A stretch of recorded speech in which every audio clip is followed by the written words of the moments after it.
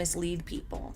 And naturally, this is only going to end up being fuel for surrogacy rumors. Description she does of the Portland hospital, the birth, that was completely fabricated.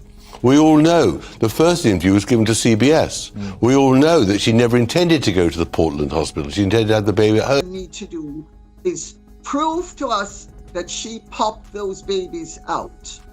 And that's all they need to do. And if they don't, it is unfair on the... Titles denied, records erased. The palace has drawn a line, and the Sussex kids are standing on the wrong side. The whispers in the corridors of Buckingham weren't just gossip anymore, they were turning into roars. People couldn't stop talking. What happened to Archie and little Lilibet? Why were these children, born of a prince and a duchess, missing from the very records that define royal blood? At first, everyone thought it was just privacy. Leave them alone, they said. But this was no ordinary family privacy. This was Buckingham Palace, the fortress of tradition where everything is documented, filed, sealed, and stored forever. When the palace goes silent, it means something deeper is brewing. So let's rewind. Archie's birth. Oh, that's where the chaos began. That's where whispers of surrogacy, secrecy, and scandal started to spiral. The monarchy, an institution that breathes on protocol and paperwork, suddenly found itself in the fog of confusion. Every royal birth before Archie had been a ceremonial affair, announced, photographed, christened, and recorded in polished ink. But with Meghan and Harry, nothing followed the royal script. The royal family is famous for one thing, its obsession with documentation, births, deaths, titles.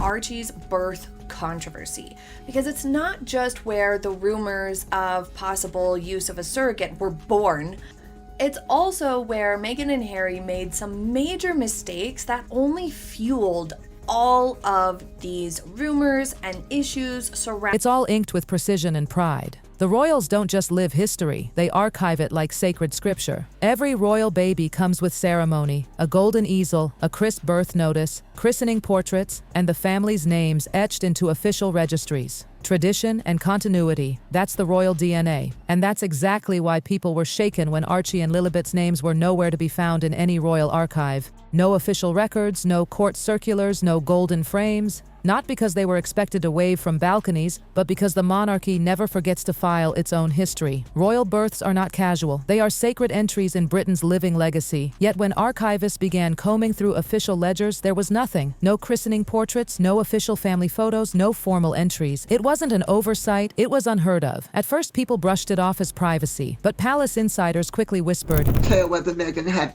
postpartum preeclampsia or just preeclampsia, which would have been Privacy never means absence. Even the most private royal children like Princess Anne's had their quiet place in the records. Archie and Lilibet, they weren't quietly included, they were simply absent. And that absence screamed louder than any statement. Why were they missing from royal portraits? Why did staff members look away when asked about them? Why did every family photo suddenly exclude Harry's branch? The palace stayed silent, but everyone knew. When silence falls around something routine, it turns sinister. 2 missing names in a family obsessed with documentation? That silence became a storm. The whispers turned into theories, and the internet lit up. To understand Buckingham's silence, we must face one truth. The monarchy runs on rules older than any of us. It's not about etiquette, it's law, bloodline, and control. Under those laws, a royal child must meet 3 strict conditions to hold a title. Born within legitimate royal bloodline, birth formally recorded and recognized by the palace, and baptized in the Church of England. Miss even one, and you're not royal, period. And that's where the trouble began for Harry and Meghan's children. Their choices for privacy collided head-on with centuries of rigid monarchy. Archie's birth in 2019 was supposed to be a fairy tale, but from the moment he arrived, controversy hung over every detail. The rules hadn't changed, but Meghan and Harry had. They were modern. I think that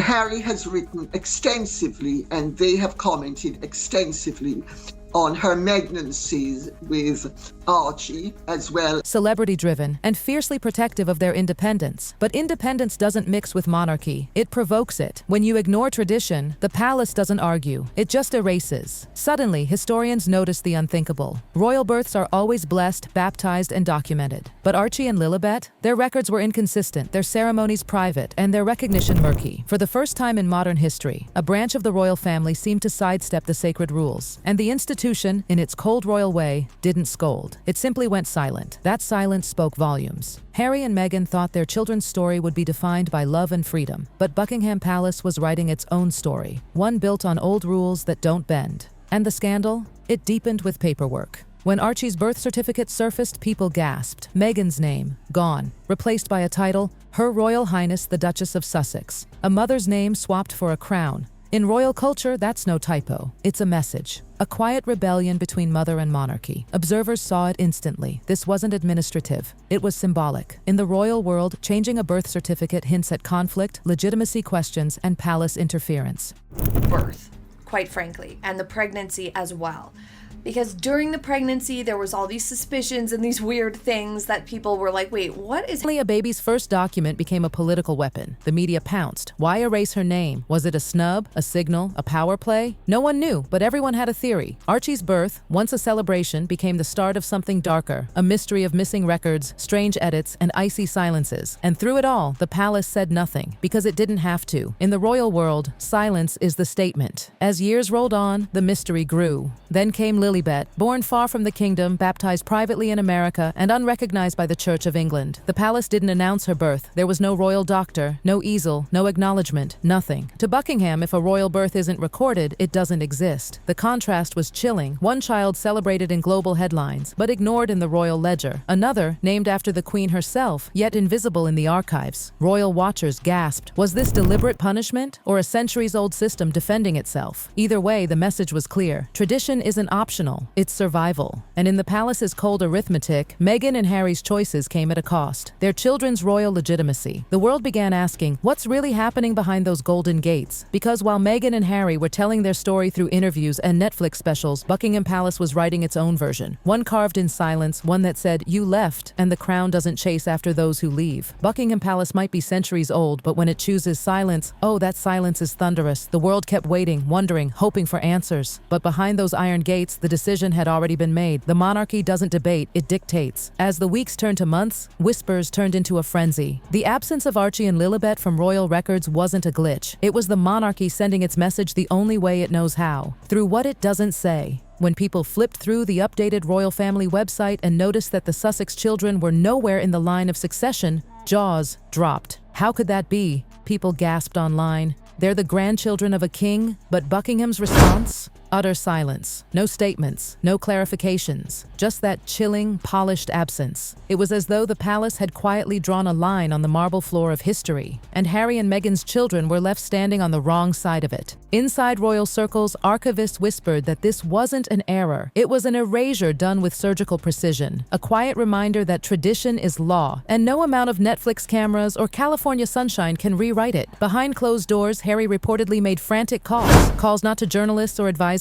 but to palace officials themselves. Friends say he wasn't pleading for fame or money, he was pleading for his children's existence in royal history. Imagine that, a prince begging for his children to be recognized by his own family. But the response he got was a cold, bureaucratic nothingness. The line stayed silent. The names stayed missing. Soon, media analysts began comparing the palace's move to a chess game, and this, they said, was checkmate. For centuries, the British monarchy has survived by being both tradition and theater, but this time, the performance went dark. No royal statements, no golden easel, no smiling christening photos, just silence. And when the world demanded answers, Buckingham Palace simply turned the page, literally updating the royal website to exclude the children without ever saying a word. The gossip columns had a field day. They spun theories of revenge, rebellion, and broken promises. Was the palace punishing Harry and Meghan for leaving? Was this a coded warning to future royals about what happens when you step out of line? Or was this just the institution protecting its purity, its lineage, its control? Whatever the motive, the message was clear. If you defy the crown, it erases you in the only way it knows, quietly. Royal watchers compared the treatment of Archie and Lilibet to that of Prince George, Princess Charlotte, and Prince Louis.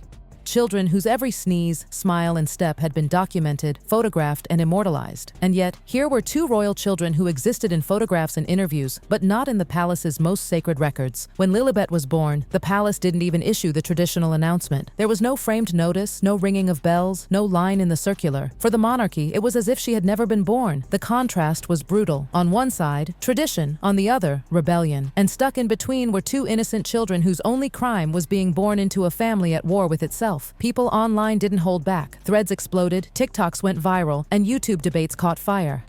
Some called it racism, some said it was punishment, others claimed it was simply the monarchy defending its sacred bloodline. But insiders whispered something darker, that this was the palace's ultimate power play, its way of saying, you left us, and now your story doesn't belong to us anymore. And that, to Meghan, was unbearable, because her entire public image, her documentaries, her interviews, her activism, rested on her being not just Meghan Markle, but the Duchess of Sussex, the mother of royal children, the woman who had rewritten the royal rulebook. But how can you be the mother of royal children when the crown refuses to even acknowledge their existence? Without formal recognition, her brand began to shake. The palace didn't need to issue an attack or smear campaign. Its silence alone dismantled everything. The gossip swelled. Did Meghan go too far? Did she defy too many rules? Did the crown finally strike back? Every theory was juicier than the last, and every headline pushed the same message. Buckingham Palace had spoken through silence. When the official line of succession was finally updated again under King Charles, the entries were confusing. Some sources claimed the names appeared briefly, then vanished. Others swore they were never there at all. The chaos only fueled the rumors. To the public, it looked like a glitch. But to royal insiders, it was strategy, because ambiguity is power. The monarchy doesn't shout, it whispers, and those whispers shape history. Harry, meanwhile, was said to be devastated. Friends claimed he felt haunted by the institution's cold shoulder.